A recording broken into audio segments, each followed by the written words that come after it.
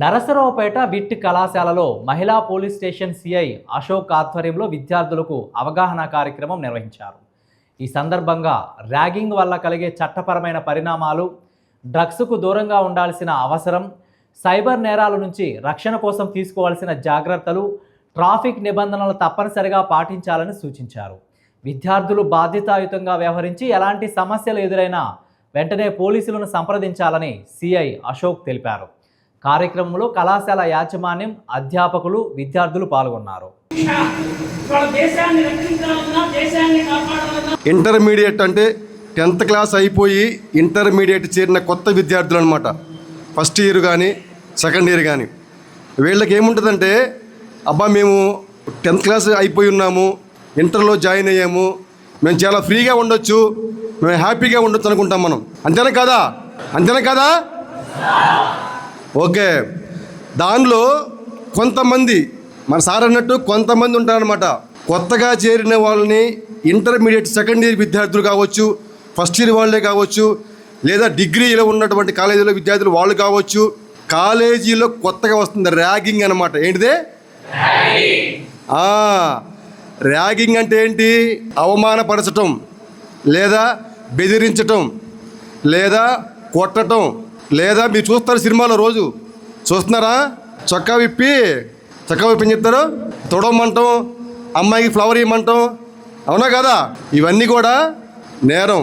మనం అనుకుంటూ ఉంటాం, ఏమి కాదులే, ఎవరు చూడలేదు అనుకుంటాం మనం. ర్యాగింగ్ అనేది ఒక నేరం, అర్థమైందా?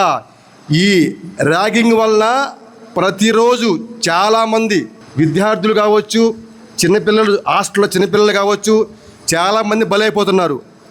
లాస్ట్ మన పల్నాడు జిల్లాలోనే రాజుపాలెమో బెల్లంకొండ అనుకుంటా, హాస్టల్లో 2-3 విద్యార్థులు చిన్నపిల్లల్ని ఇబ్బంది పెడుతున్నారు అనమాట. నువ్వు వచ్చేయరా, మళ్ళీ అక్కడ ఉన్న బెల్ట్ తీసుకుని కొడుతున్నాడు వాడిని. అర్థమైందా? ఇవి కాదు మనకు కావాల్సింది. మనం ఎక్కడి నుంచి వచ్చాం, మనం ఎలా వచ్చాం, మనం ఏంటి, మన పరిస్థితి ఏంటి, మన పేరెంట్స్ ఏంటి, మనం ఎందుకు వచ్చాం కాలేజీకి, అది కావాలి మనకు. ర్యాగింగ్ అనేది చట్టరీత్యా నేరం. మనం అనుకుంటాం ఏం కాలేదు అనుకుంటాం.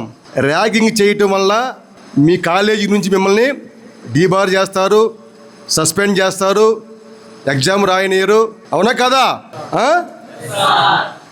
మీరు సంవత్సరం అంతా కష్టపడి లాస్ట్లో ఎగ్జామ్ రాయకపోతే మీకు ఎట్లా ఉంటుంది చెప్పండి? ఎట్లా ఉంటుంది మీకు? మీలో ఎవరైనా సరే ర్యాగింగ్ చేస్తే చట్టరీత్యా ర్యాగింగ్ చేసినప్పుడు అతను ఆత్మహత్య చేసుకుంటే అతనికి జైలు శిక్ష పడుతుంది, 3 ఏళ్ళు పడుతుంది, 6 ఏళ్ళు పడుతుంది. అంటే మీరు చేసే పని వల్ల వాళ్ళకి కలిగేటువంటి యొక్క నష్టం, దానివల్ల మీకు శిక్ష పడుతుంది అనమాట.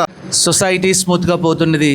మనకి ఈ వయసులో, అంటే మీకు ఈ వయసులో ఏది తప్పు, ఏది కరెక్ట్ అనేటువంటి విషయాల దగ్గర సినిమాల ప్రభావం అనేది ఉంటుంది. ఆ సినిమాల ప్రభావంతో ఆ 3 గంటల్లో చూసేటువంటి సినిమా యొక్క ఛాయలు మన మీద పడుతూ ఇలా ఎందుకు చేయకూడదని అనిపిస్తూ ఉంటుంది. కానీ దీని తర్వాత మనకి మంచి భవిష్యత్తు ఉంటుంది, బాగా చదువుకొని బయటికి వెళ్తే.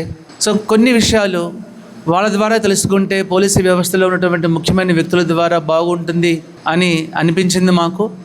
రెండవది, ఇక్కడ చాలామంది స్టూడెంట్స్ విట్ అంటే ఎప్పుడు కూడా ర్యాంకులు, మార్క్స్ అనేది అందరికీ తెలుసు. అదే కాదు, సోషల్ రెస్పాన్సిబిలిటీ కూడా ఉంటుంది. మీ అందరికీ కొన్ని విషయాలు తెలియపరచాలని చెప్పేసి అనుకున్నాం.